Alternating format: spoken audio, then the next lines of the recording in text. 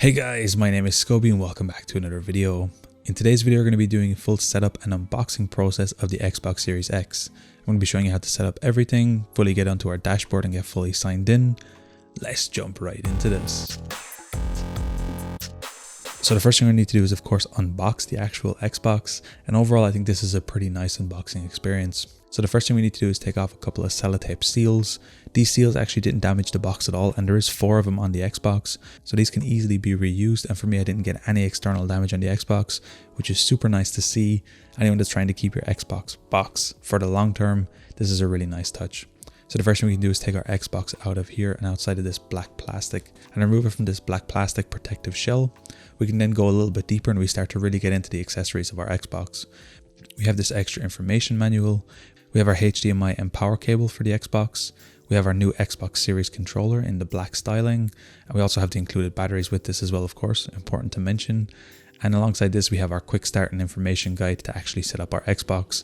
But of course, that's why I'm here. So we can put that aside for now, keep it in the box just in case we ever need to come back to it later. So the next thing we're going to be doing is actually putting the batteries inside of our controller. What we're going to be doing is taking our Xbox controller, we're going to be flipping it around, we're going to be sliding the back cover off, and we're going to be using the 2 included batteries.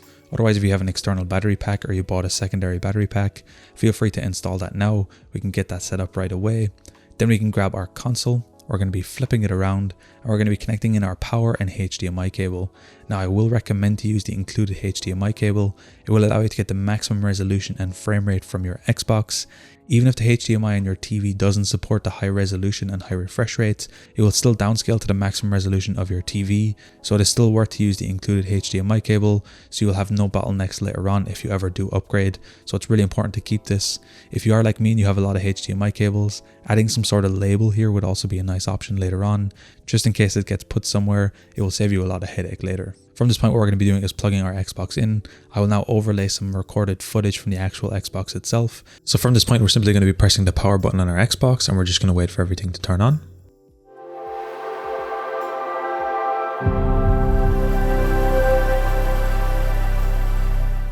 After a couple of minutes, your Xbox should be fully loaded to this screen. From this point, what we need to do is connect up our Xbox controller.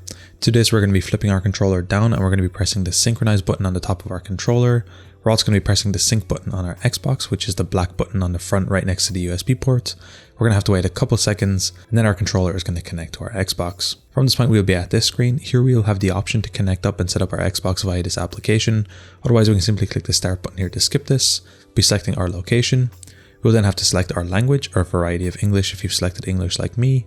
And then our next step is going to be connecting up an internet connection. From this point, you need to simply find your internet on this list.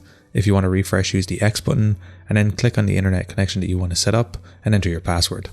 From this point, once your internet is set up, we'll click the OK button. We'll then have to select where we live, so the current location of the Xbox. Bear in mind, this will not update your account, it will only update the location of your Xbox. Then if there's an update available, you will have this option on screen.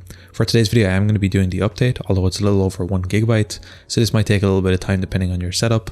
But for me, I'm just going to be letting my update go first, just so I don't have to do it later. Just to keep in mind with your update, your Xbox can restart a couple of times during this process. For me, the entire update took around 10 minutes, but your mileage may vary depending on the download speed, so you might just have to be patient here while your Xbox fully updates. Once your Xbox is updated, we'll get this button on screen. We'll have to turn on our controller again. We're going to be clicking the A button, and next thing we're going to have to be doing is setting up and signing into our Microsoft account. From this point, we're going to be clicking next, and here we'll have a couple of different options depending on what you're doing. If you already have an existing Microsoft account, we can simply enter our email here.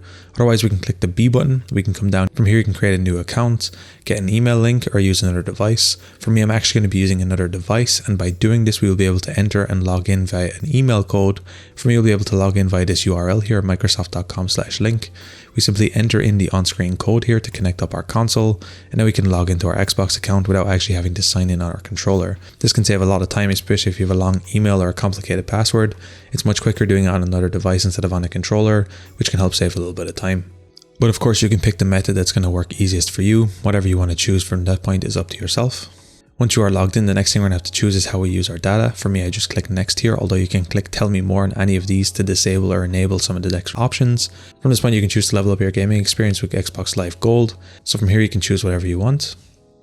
We can then choose to share extra data or not. We can click next or tell me more if you'd like to disable some things. For me, I'm just going to be clicking next. From this point, if you already have an extra Xbox set up, you'll be able to import extra settings. So for me, I'm just going to be doing all this. We can then set up a linked controller if you want that will automatically sign you in. For me, I'm going to be skipping this, but it is possible to change this at any point in your settings on your Xbox once we're all fully set up. From this point, we will then get the option to find the best settings for our TV. You can feel free to click continue here and it will basically scan your TV to see what kind of options it should set up. I would recommend doing this as it will set up the best options for your television. It'll change them to 4K as you can see from me. From this point, I just chose to keep it at 4K and that is our very last thing. From this point, we can take me home. We will now be brought to the dashboard of our Xbox, and just like that, our Xbox has been fully set up. You can download or install games and do whatever you want, and just like that, we have set up our Xbox Series X. Quite easy. Anyway guys, it's as easy as that to set up and install your Xbox Series X. I want to take this moment to give a huge shout out to the channel members, Sean Daly and Joshua Davis. Thank you so much for supporting the channel. If you'd like to have your name shout out in future videos or some other perks, be sure to click the join button on any video on the channel. It would really help me out. Anyway guys, thank you so much for watching. If you enjoyed this video, be sure to drop a like. Subscribe if you're new, check out the other videos on the channel. If you want to support me, drop a super thanks in this video. It would really help me out and I would really appreciate it. Anyway guys, thank you so much for watching. Until next time, as always, keep it saucy. Peace.